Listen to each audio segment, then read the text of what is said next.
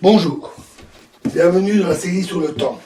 Alors, les différentes grandeurs sont reliées par différentes lois. Par exemple, on a parlé d'énergie électrique.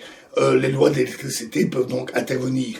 Mais en dehors des lois habituelles qui découlent en particulier des théories que nous avons vues, il existe aussi une relation entre les différentes grandeurs dites thermodynamiques, comme la pression, la température, et cette relation entre ces grandeurs, une relation qui dépend de la composition chimique, des choses de ce genre, et qui donc est propre à chaque système, est appelée une équation d'état. Un exemple classique qu'on étudie à l'école, c'est les gaz tels que l'air, l'oxygène, l'azote, dans des conditions ordinaires, donc de pression atmosphérique, température ambiante. Ils obéissent à une équation ou une équation proche de l'équation dite des gaz parfaits. Les gaz parfaits sont une idéalisation qui décrivent un fluide avec des particules qui sont sans interaction entre elles. Dans ce cas-là, l'équation s'écrit que la pression du gaz fois le volume du gaz est égale à la quantité de matière fois la température, en valeur absolue, en température absolue, fois une constante. Cette constante est bien sûr appelée constante des gaz parfaits. Ensuite, il y a deux lois importantes sur lesquelles est fondée la thermodynamique, qui sont appelées les principes. Alors, il y a le premier principe, c'est en fait un principe général de la physique, celui de la conservation de l'énergie. Ce principe dit que la variation d'énergie interne du système est égale aux échanges de chaleur et de travail avec l'extérieur du système. Ce qui veut dire que l'énergie d'un système isolé doit être constante, ou que l'énergie d'un système quelconque et de son environnement, donc l'énergie totale, est une constante. La conservation d'énergie a été découverte de manière empirique, par l'expérience, et elle a ensuite été très solidement confirmée sur des bases théoriques. C'est une des lois les plus solides qu'on puisse trouver. Et on va la prendre telle quelle, ce n'est pas vraiment le sujet de cet exposé. Le second principe, qui nous concerne beaucoup plus, est traite de la réversibilité et de l'irréversibilité. Une transformation est réversible si le système évolue, puis peut revenir à son état initial, le même état qu'au départ, avec un bilan nul d'échange de chaleur et de travail avec l'extérieur, séparément chacun. Donc autant de chaleur libérée que réabsorbée ou de travail.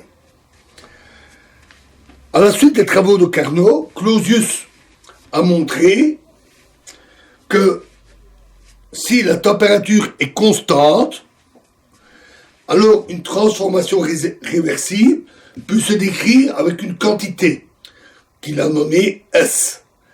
Et cette relation, c'est que la chaleur échangée avec le monde extérieur est égale à la température fois les variations de S.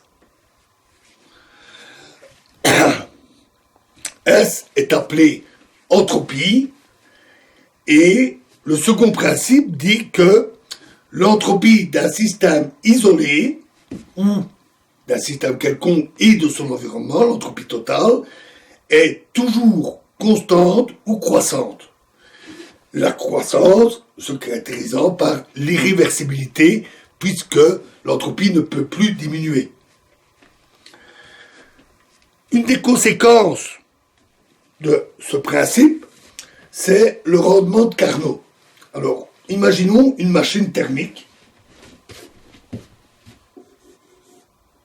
un alternateur, par exemple, ou un moteur thermique qui fonctionne avec du carburant et qui a une source chaude, de la vapeur ou de la chaleur produite par la combustion de l'essence, une source froide qui peut être simplement l'air ambiant, et de la chaleur est échangée entre la source chaude et la source froide, et la machine exploite ça pour fournir un travail, de l'énergie mécanique ou de l'énergie électrique.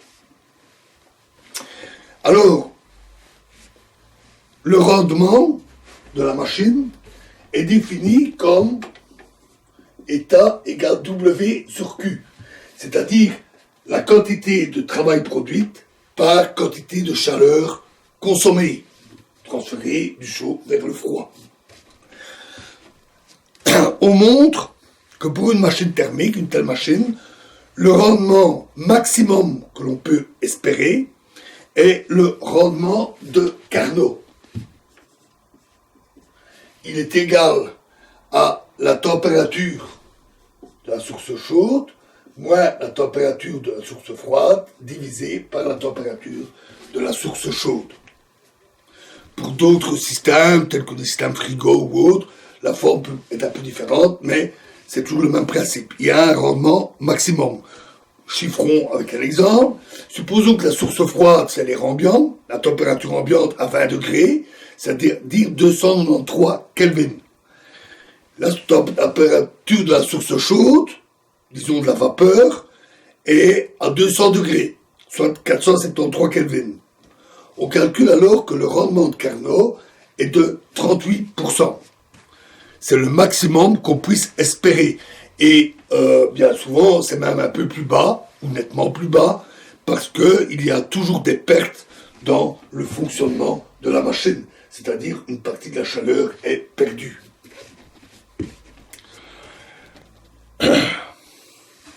Et donc, l'irréversibilité des systèmes thermodynamiques implique qu'on ne peut pas convertir toute chaleur en travail. La totalité de la chaleur ne peut pas être convertie.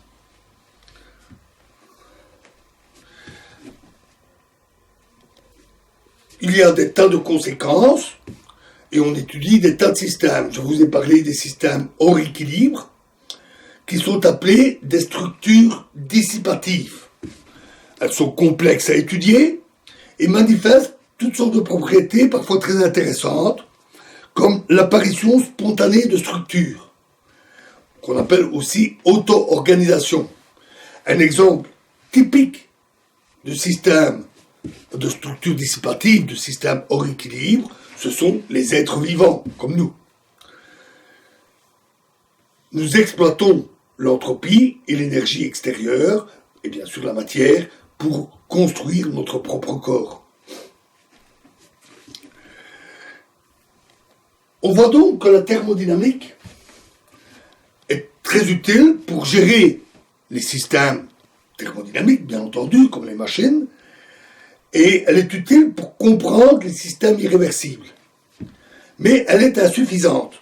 En effet, elle décrit l'irréversibilité qui est constatée, mais elle ne l'explique pas. Elle ne dit pas pourquoi c'est comme ça. En particulier, elle ne décrit pas le côté microscopique. Donc on décrit que les systèmes macroscopiques, on fait en somme un bilan.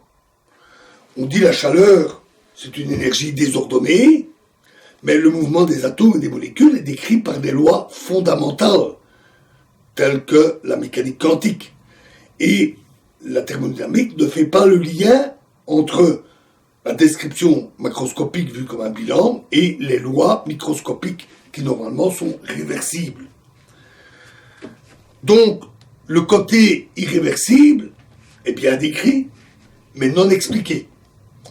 Et pour ça, nous aurons besoin d'aller un pas plus loin dans ce qu'on appelle la physique statistique, que nous verrons dans la prochaine vidéo. Je vous remercie.